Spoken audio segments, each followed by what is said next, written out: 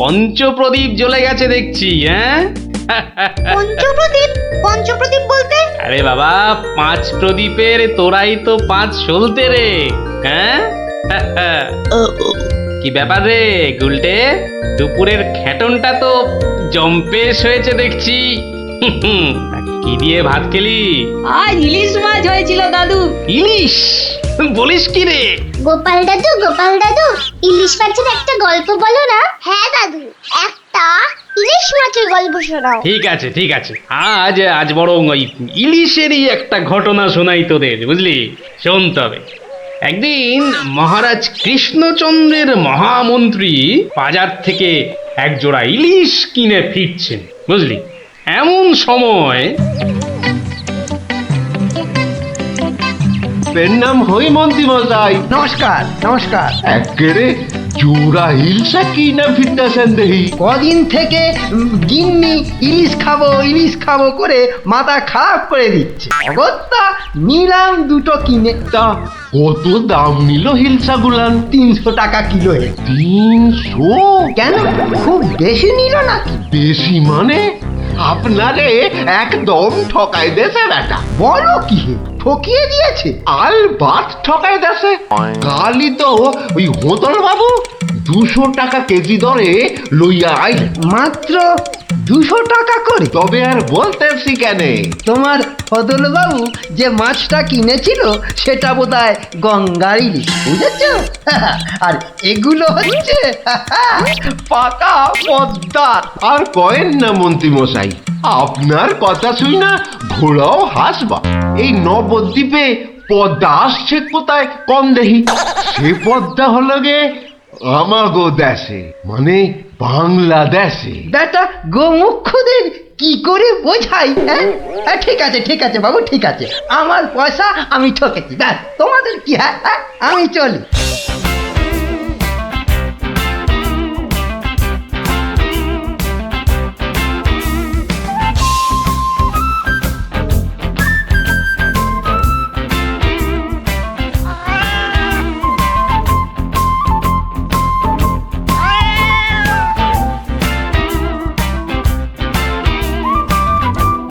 আরে আরে মন্ত্রী মশাই যে ইলিশ কিনলেন বুঝি? না কিনলে বিনি পয়সায় দেবেটাকে শুনি। সে কথা আমি বলছি নে, মানে জানতে চাচ্ছি কত করে নিল। দাম শুনে তোমার কাজ কি বাপু? তুমি তো আর দামটা দিয়ে দেবে না। তবু শুনিন একবার। আগের বেটা দাম নিয়ে বড্ড ভ্যান তাড়া করছিল, একে বরং একটু চমকে দিই। মাত্র 150 টাকা কিলো। 150? সত্যি 150 করে? তবে আর বলছি কি হে, সস্তায় হয়েছে, কি বলো? খুবই সস্তায় পেয়ে গেছেন। অনেক দিন ওই মাছটার স্বাদ পাইনি। আপনি যদি কর্তা মারে বলে না না বেশি নয়, এই 2-1 পিস যদি পাঠিয়ে দেন। এবারটা দেখছি এক কাটি বাড়া। কিছু বললে নাকি? হ্যাঁ না না, বলছিলাম কি কর্তা মারে বলে যদি। বলবো কথা মারে, নিশ্চয়ই বলবো। ধন্যবাদ।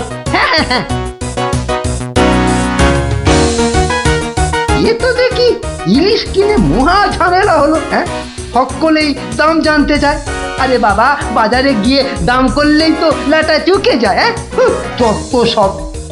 আরে মন্ত্রী মশাই যে ইলিশ কিনে ফিরছেন বুঝি?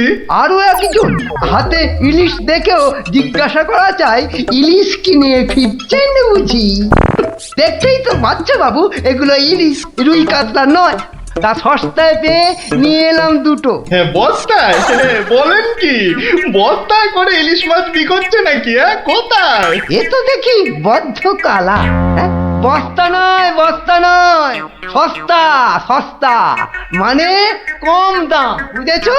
ও, সস্তায় পেয়ে গেলেন? তা বলবেন তো। তা এমন চেঁচাচ্ছেন কেন? আমি কি কালা নাকি? যাকে ওসব কথা। সস্তা বলতে কত সস্তা মন্ত্রী মশাই? মানে ঠিক কত করে নিল? একদম জলের দরে। ফলের দরে ইলিশ মাছ? সস্তাই বটে, সস্তা, ঠিক বলেছেন। তা কবে হচ্ছে ইলিশের ভোজ? আমার শ্রাদ্ধে। আজ রাতে রাতে বলেন কি? তা বেশ, আমি আজ রাতেই না হয় একবার হাজির হয়ে যাবো। হ্যাঁ হ্যাঁ কিছু বললে? হ্যাঁ, পিছু পিছু চলতে পারলে তো ভালোই হতো। তবে তবে একটা জরুরি কাজ আছে কিনা? এ তো দেখছি মহা ফ্যাসাদ। পেশাদ? আগে আপনাদের পেশাদ পাওয়া তো ভাগ্যের ব্যাপার। এখন তবে যাই মন্ত্রী মশাই, হ্যাঁ কি বলেন? যাই তবে।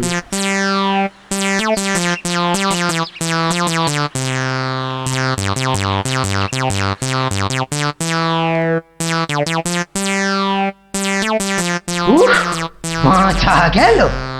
আর কাউকে দাম টাম বলতে হবে না। গিন্নি, ও গিন্নি, আরে গেলে কোথায়? ও গিন্নি, কেন? উমা, কি সুন্দর ইলিশ মাছটা এনেছো গো। কত দাম নিল গো? চাপ বাবা, এখানেও সেই দামের গপ্প। নিকুচি করেছে দামে। এই রইল তোমার ইলিশ, যা পড়ো দাঁতো। আমি চললুম রাজ দরবার।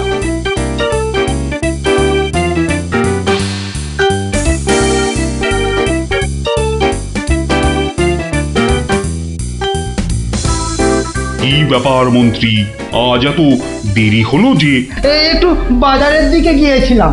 সে কি মন্ত্রী, মাইনে দেবার ভয়ে বাড়ির কাজের লোককে তাড়িয়ে দিয়েছেন নাকি? না মহারাজ, তা নয়। তবে কিনা তবে তবে কি মন্ত্রী?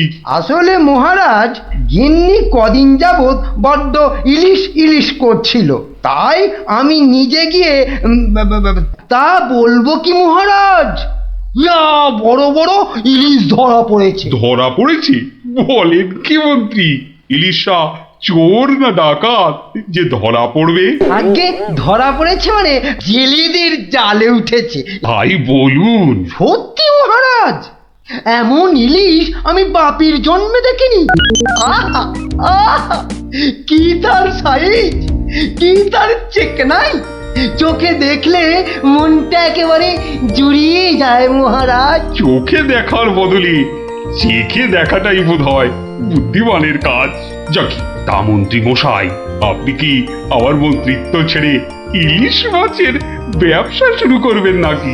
এ কথা কেন বলছেন মহারাজ? বলছি কি আর সাধে মন্ত্রী, আপনি যেভাবে এই ইলিশ ইলিশ করে খেপে উঠেছেন তাতে কোনো কিছুই অসম্ভব নয়। ঠিক তা নয় মহারাজ, আসলে এটা ইলিশের মরশুম কিনা, যেখানেই যান শুধুই ইলিশ, শুধুই ইলিশের গল্প। আসলে এটা যে ইলিশের মরশুম সেটা না একেবারেই ভুলে গিয়েছিল। আপনি ঠিকই বলেছেন, এই সময় ইলিশের গল্প বন্ধ করা প্রায় অসম্ভব। তোরা যে যা বললিস ভাই, আমার শুধুই ইলিশ চাই। সকালে চাই, দুপুরে চাই, রাতেও ইলিশ চাই। আমার শুধুই ইলিশ চাই। মহারাজ, ইলিশ কিনে ফেরার পথে কত লোক যে দাম জিজ্ঞাসা করেছে, কি বলবো মহারাজ। তা আমার দরবার থেকে বাজারের দূরত্ব কত মহামন্ত্রী? প্রায় মিনিট 10 রাস্তা। 10 মিনিট?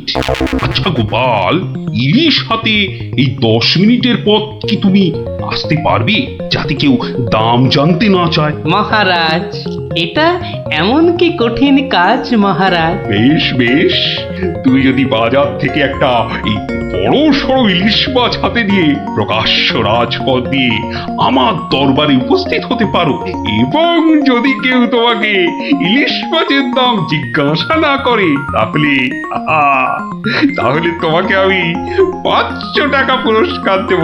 কি তুমি রাজি তো? আমি রাজি মহারাজ। কিন্তু ভুল করেও কেউ যদি ইলিশের দাম জিজ্ঞাসা করে, তাহলে কিন্তু বুঝতেই পারছো, তোমার ওই 500 টাকা জরিমানা দিতে হবে। আর এটাই আমার শর্ত। আপনার শর্ত শিরোধার্য মহারাজ। আজ নির্ঘাত তুমি ঠকবে গোপাল, নির্ঘাত ঠকবে। পুরস্কার পাওয়া তো দূরের কথা, তুমি বরং জরিমানার 500 টাকা ট্যাঁকে গুজে মাছ কিনতে যাও। সে দেখা যাবে মন্ত্রী মশাই। তাহলে আমাকে মাছের দামটা দিন মহারাজ। ধন্যবাদ। এবার আমাকে তবে আসতে আজ্ঞা দিন মহারাজ। ঠিক আছে গোপাল, তাহলে শুভস্য শীঘ্রম। তুমি এখনই রওনা হয়ে যাও। আজ্ঞে মহারাজ, এই গেলুম আর এই এলুম। তোরা যে যা বললিস ভাই, আমার শুধুই ইলিশ চাই। সকালে চাই, দুপুরে চাই, রাতেও ইলিশ চাই। আমার শুধুই ইলিশ চাই। মন্ত্রী, বলতে আজ্ঞা হোক মহারাজ। আপনি আপনার বিশ্বস্ত কোনো লোককে পাঠান যে গোপালকে অনুসরণ করবে আর রাজপথে যা যা ঘটেছে তার বর্ণনা দেবে। কিন্তু সাবধান, গোপাল যেন ঘুণাক্ষরেও কিছু টের না পায়। আপনি নিশ্চিন্তে থাকুন মহারাজ, আমি আমার সবচেয়ে বিশ্বস্ত অনুচরকে পাঠাচ্ছি। ফিরে এসে ও সবিস্তারে আপনাকে সব জানাবে। বেটা ধানের সব জারি জুরি আজই খতম হবে। ঠিক আছে, আমি তাহলে এখন একটু বিশ্রামে যাচ্ছি, আপনারাও আসুন।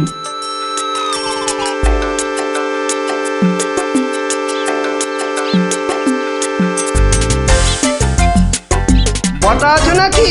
ভেতরে আসতে আজ্ঞা হোক হুজুর। তার দরকার নেই, তোমাকে একটা গুরুত্বপূর্ণ কাজের দায়িত্ব দিতে এসেছি বটা। কাজটা করা চাই কিন্তু। নিশ্চয়ই নিশ্চয়ই, কি করতে হবে শুধু বলুন। শোনো, মহারাজ গোপালকে ইলিশ মাছ কিনতে পাঠিয়েছে। তুমি এক্ষুনি বাজারে চলে যাও। গোপাল মাছ নিয়ে ফেরার সময় যেভাবেই হোক মাছের দামটা জেনে নিতে হবে, বুঝেছো? কিন্তু সাবধান, আমি যে তোমাকে পাঠিয়েছি সে কথা ঘুণাক্ষরেও যেন কেউ জানতে না পারে। আপনি নিশ্চিন্তে থাকুন মন্ত্রী মশাই। ঠিক আছে ঠিক আছে, তুমি রওনা দাও, রাজসভায় দেখা হবে, কেমন? হ্যাঁ, কি গো, পাগল টাগল হয়ে গেলে নাকি? এইসব ছাই বর্ষ মাগতেছে বড়। ও গো, আমার কি হলো গো? ওনাকে বোধহয় তেনারা ভর করেছে। ও গো, কি হলো গো? রাম রাম রাম রাম রাম রাম রাম রাম রাম রাম রাম রাম রাম রাম রাম রাম রাম। ও গো, তুমি মরা কান্না থামাবে কিন্নি? থামবো কি গো? তেনারা তোমাকে ধরলেন আর আমি, ও মা গো। ধুর তেরি ছাই। আরে বাবা, ইলিশ মাছ কিনতে যাচ্ছে কিনা, তাই তাই এসব ছাই বর্ষ মাগছো? হাতে কড়কড়ে 500 টাকা এনে দিলে বুঝবে এই সাজের কি মহিমা। যাক, এখন আমি তৈরি, এবার চলে গিন্নি, টাটা।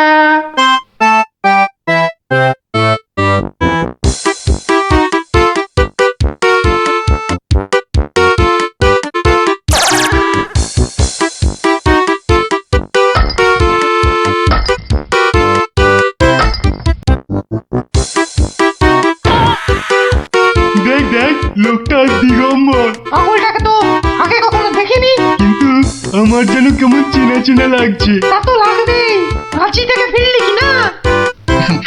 আহা আহা আহা, ইলিশ মাছ দেখছি, তা কত। ধরেছি ধরেছি জাহাপনা, আসল অপরাধীকে পাকড়াও করেছি। এই চুপ করে দাঁড়িয়ে থাক, আমি নিজে তোর শাস্তি দেব। কি ব্যাটা সত্যি সত্যি পাগল হয়ে গেল নাকি? বলা যায় না, ইটটা যদি সত্যি সত্যি ছুঁড়ে দেয়, এই কাজ নেই, কাজ নেই আর দাম জানায়। চাচা, আপন প্রাণ বাঁচা। ওরে বাবা,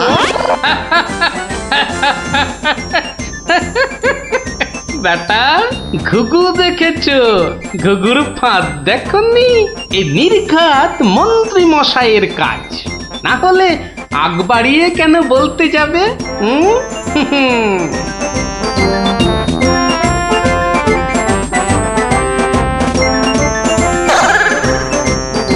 গোপাল, সে কি তোমার এই অবস্থা কেন? আগে এটার জন্য হুজুর, তার মানে? আপনার কথা মতো ইলিশ এনেছি মহারাজ, কিন্তু বিশ্বাস করুন মাছের দাম নিয়ে কেউ কোনো প্রশ্নই করেনি মহারাজ। বটি, মন্ত্রী, আপনার অনুচরদের ডাকুন। আমি হাজির মহারাজ। তুমি দেখেছো গোপালকে ইলিশের দাম নিয়ে কেউ কিচ্ছু বলেনি? হ্যাঁ মহারাজ, দেখেছি, কিন্তু কিন্তু কি? মানে গোপাল ভাঁড় পাগল হয়ে গেছে। সে কি? আজ্ঞে মহারাজ, পাগল না সাজলে মন্ত্রী মশাই আজ যে জিতে যেতেন। তার মানে? মানে আর কিছুই নয় মহারাজ, মন্ত্রী মশাইয়ের অনুচরই আমাকে দাম জিজ্ঞেস করতে যাচ্ছিল, তাই বাধ্য হয়ে ব্যাপারটা একটু খুলে বলবে গোপাল? তবে শুনুন মহারাজ, লোকটা দিগম্বর। ইলিশ মাছ দেখছি, তা কত? আসল অপরাধীকে পাকড়াও করেছি। ব্যাটা সত্যি সত্যি পাগল হয়ে গেল নাকি? ওরে বাবা!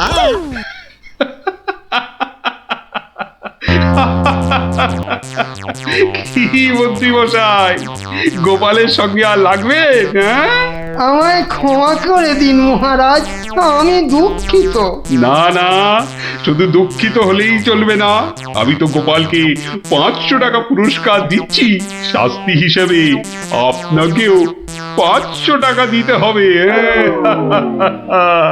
এই নাও গোপাল, আমার প্রায়শ্চিত্ত হোক। সত্যি তোমার জবাব নেই গোপাল, তোমার তুলনা শুধু তুমি। এই নাও তোমার পুরস্কারের টাকা, আর মাছটাও তুমি নিয়েই যাও। মহারাজের জয় হোক।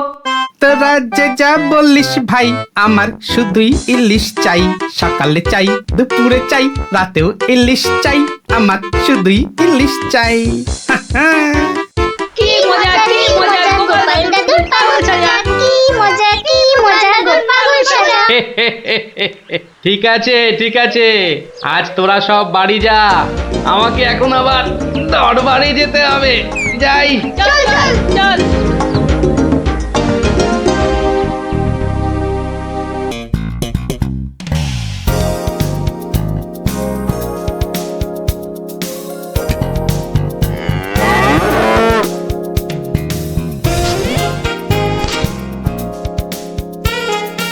দিদি, এই দিদি, গোপাল দাদু। চল তাড়াতাড়ি। দেখো কাণ্ড, তোরা কোত্থেকে এসে জুটলি রে?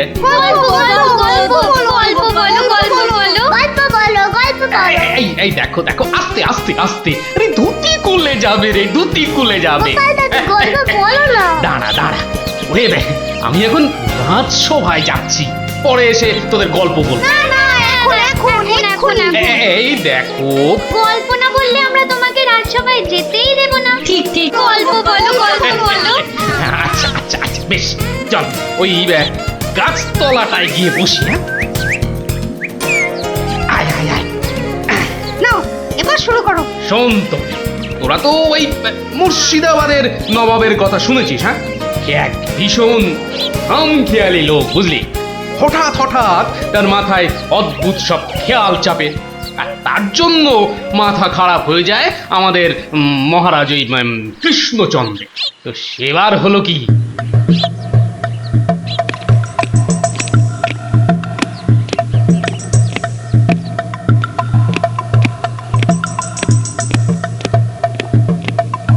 অনেক দিন হয়ে গেল এক জায়গায় একটানা বসে আছি। এবার কিছুদিনের জন্য একটু হাওয়া পরিবর্তন করতে হবে। হুজির, জি আগে হুজুর, আমাকে কিছু বলবেন? মুর্শিদাবাদে অনেক দিন হলো পড়ে আছি, এবার আমি বেড়াতে বেরোবো, তার সাথে একটু শিকার করলে মন্দ হয় না। তুমি আমার যাওয়ার আয়োজন করো।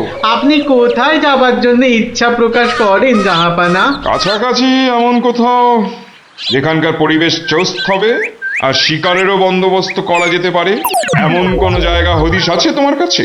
এমন একটা জায়গা আছে বটে, আর সেটা আপনার পরিচিত জায়গা। আমার পরিচিত জায়গা? কোন সে জায়গা? কেন হুজুর, আপনি মহারাজ কৃষ্ণচন্দ্রের কথা ভুলে গেলেন? কৃষ্ণচন্দ্র? হ্যাঁ হ্যাঁ, তিনি তো আপনাকে বারবারই সেখানে যেতে বলেছেন।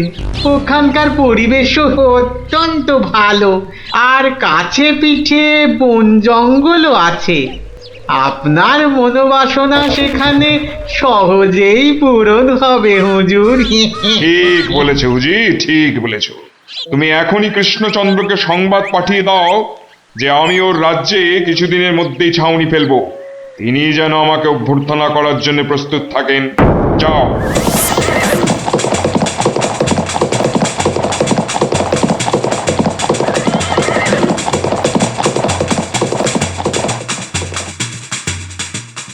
বন্ধুগণ, আজকে আমার কাছে একটা বড়ই গুরুত্বপূর্ণ খবর আছে। আর কয়েকদিনের মধ্যেই মুর্শিদাবাদের নবাব বায়ু পরিবর্তন করতে আমাদের রাজ্যে আসছেন। নবাব? মুর্শিদাবাদের নবাব? প্রচন্ড খেয়ালি মানুষ, কখন যে হঠাৎ করে কি চেয়ে বসবেন কিছুরই ঠিক নেই। আমাদের খুব সাবধানে ওনার যত্ন করতে হবে কিন্তু।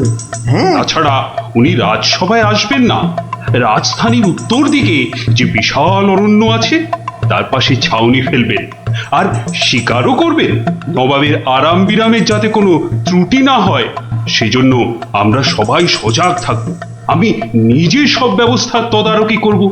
আমোদ প্রমোদ, ভালো ভালো খাবার, সব কিছুর ব্যবস্থা রাখতে হবে। মহারাজ, খাবারের কথাই যখন উঠল তখন একটা কথা জিজ্ঞাসা না করে পারছি না। ওহ, আবার কি কথা? বলে ফেলো, বলে ফেলো। মহারাজ, নবাব সাধারণত গোমাংসই খুবই পছন্দ করেন, কিন্তু এটা তো হিন্দু রাজ্য, এখানে গোমাংস তো পাওয়াও যাবে না। কিন্তু নবাব যদি জেদ ধরেন। খুবই গুরুত্বপূর্ণ প্রশ্ন করেছ মন্ত্রী। সেক্ষেত্রে আমাদের নবাবকে উত্তম রূপে খাসি আর মোরগের মাংস খাইয়ে মন ভরাতে হবে। এছাড়া আর উপায় কি? হ্যাঁ, আর তাতেও উপায় না হলে হাতের কাছেই তো আছে আমাদের কৃষ্ণনগরের বিখ্যাত সরপুরিয়া রাজভোগ। এর স্বাদে আর গন্ধে নবাব গোমাংসের কথা ভুলেই যাবে। ঠিক বলেছ গোপাল, নবাবের এমন খাতিরদারি করতে হবে যাতে সাপও মরে আর লাঠিও না ভাঙে। তাহলে আপনারা এবার তৈরি হয়ে নিন, আজ থেকেই কাজে লেগে পড়ুন, আর একদম সময় নষ্ট নয়।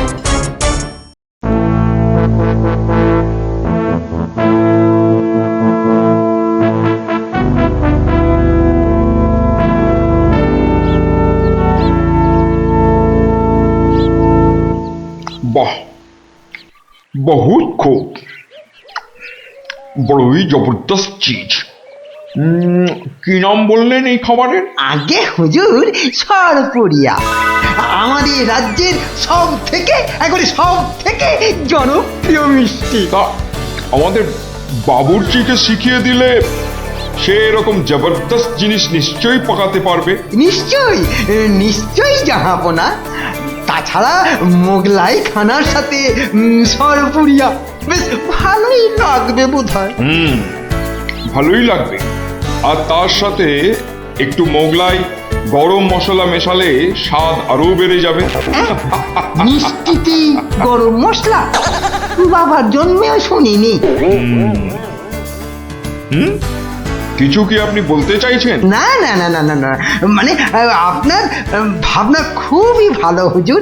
আমাদের ময়রা আপনার বাবুর্চিকে সব শিখিয়ে দেবে।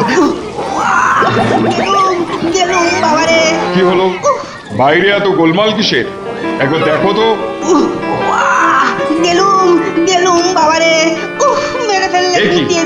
এ কি অবস্থা হয়েছে তোমার? কে এমন করলো? হুজুর ষাঁড়, ছাউনিতে ষাঁড় পড়েছে হুজুর, ষাঁড়। ষাঁড় এলো কোত্থেকে? কিচ্ছু বুঝতে পারছি না হুজুর, কোত্থেকে যেন এসে পড়েছে, পুরো শিবির একেবারে লন্ডভন্ড করে দিচ্ছে হুজুর। ওই যে শুনুন আবার ডাকছে। ব্যাপারটা একবার নিজের চোখে দেখতে হচ্ছে। এই তোমরা সব চলো তো, একবার দেখি কোথায় কোথায় সেই বেয়াদব। আজকে আমি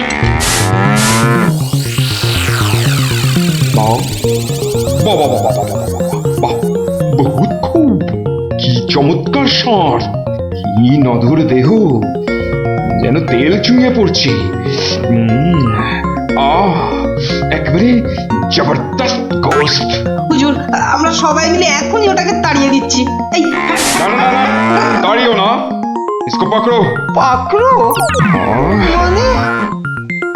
কি সুন্দর শরীর, চমৎকার মাংস হবে। বেটাকে ভালো করে ধর, আর শুনে রাখ, কাল এই ষাঁড়টাকেই জবাই করে আমার খানা পাকানো হবে।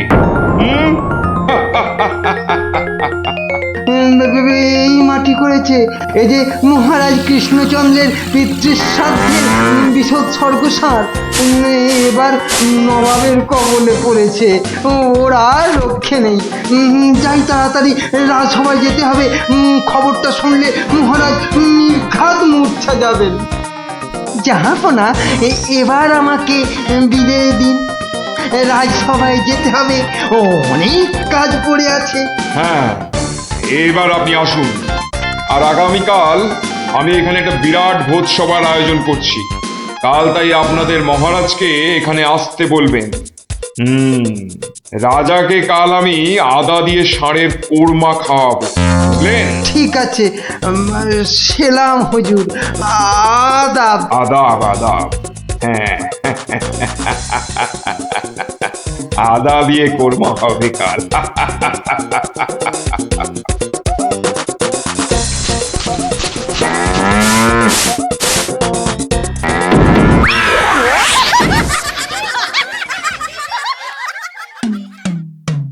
একই কথা শোনালে মহামন্ত্রী, এ আমি কি চরম ধর্ম সংকটে পড়লাম।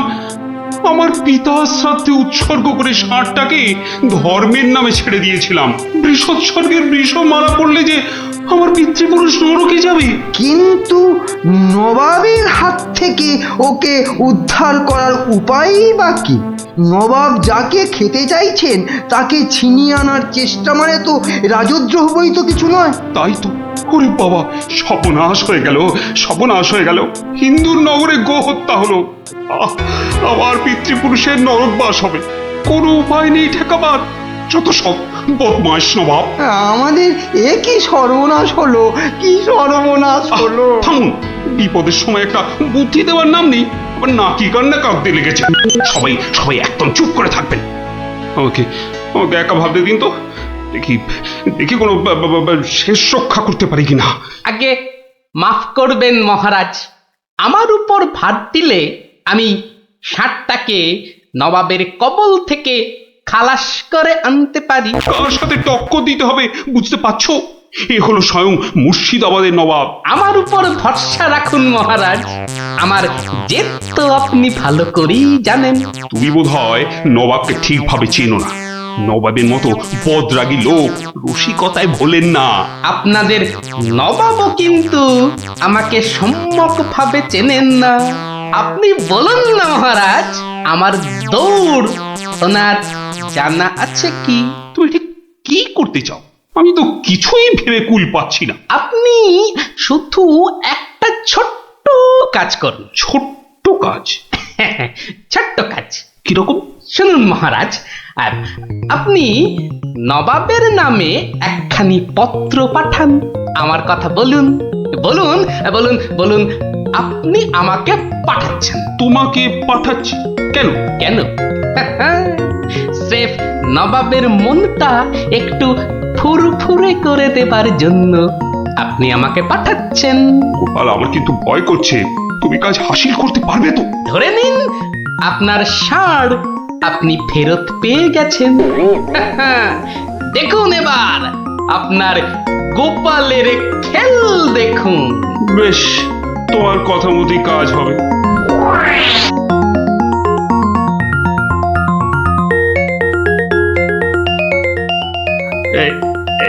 এই আমি চিঠি লিখে দিচ্ছি। প্রণাম মহারাজ, এই চললাম আমি ষাঁড় উদ্ধার অভিযানে।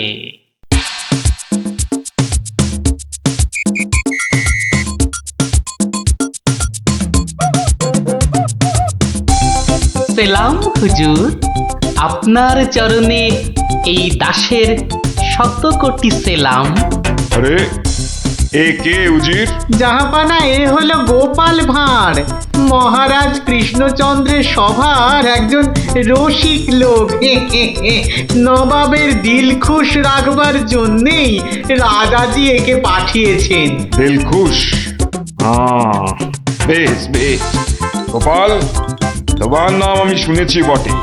ঠিক আছে, তুমি আমার দিল খুশ করে দাও। হ্যাঁ, মাফ করবেন জাহাপনা, আমি এসেছিলাম আপনার দিল খুশ করার জন্য, কিন্তু এখানে এসে আমার দিল নাখুশ হয়ে গেল হুজুর। কেন কেন কেন কেন? আমি একটা বিচ্ছিরি দৃশ্য দেখতে পেয়েছি এখানে। ইস, ছ্যা, ছ্যা, ছ্যা, ছ্যা, ছ্যা, ছ্যা, থু, থু, থু, থু, থু, থু। কি দৃশ্য তুমি দেখলে যে এত নফরত? হুজুর, ওই নোংরা সাপটা কেন আপনার পবিত্র শিবিরে বেঁধে রেখেছেন জাহাপনা? নোংরা বলছো কেন?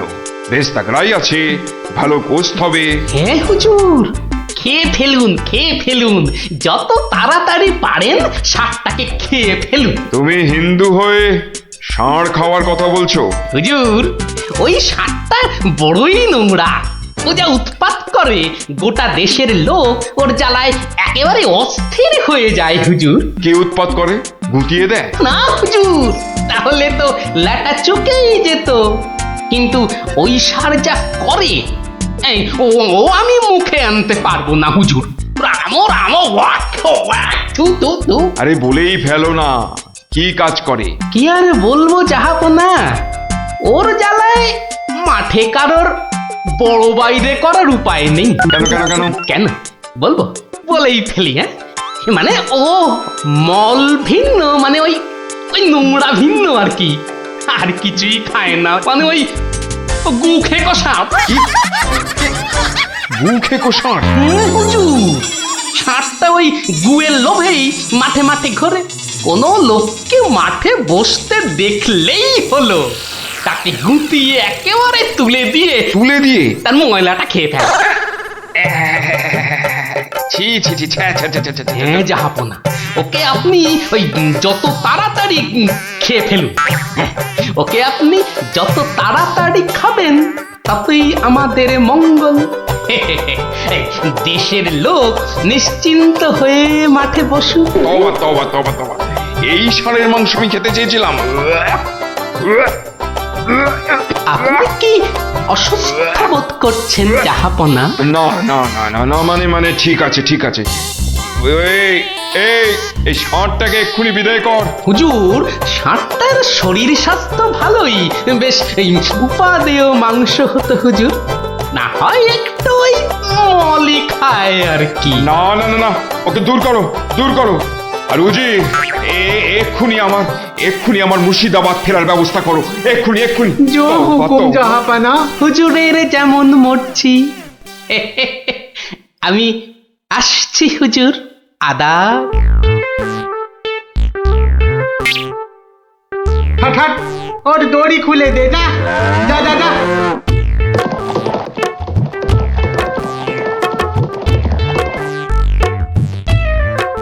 ধন্য ধন্য তুমি গোপাল, চমৎকার চমৎকার তুমি।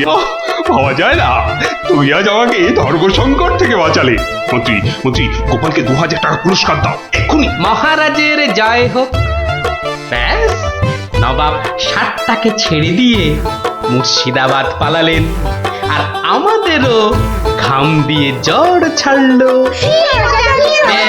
তোরা সব খুশি তো? হ্যাঁ, এবার তাহলে আমি রাজসভায় যাই। কাল কিন্তু আর একটা গল্প বলতে হবে। আচ্ছা বাবা, আচ্ছা বলবো বলবো।